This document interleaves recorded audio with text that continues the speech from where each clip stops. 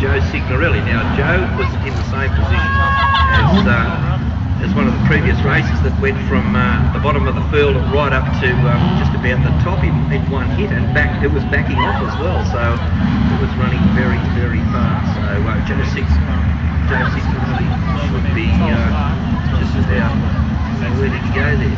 Well, he was at the top. Quicker your car is, obviously.